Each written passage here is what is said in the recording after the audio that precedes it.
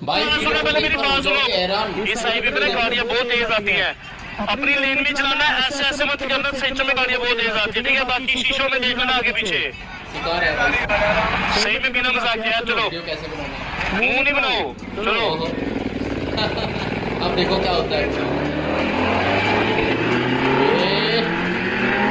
पीछे ये पीछे बकवासी है ना, जब बाइक तो बंदा डरता ही है यार।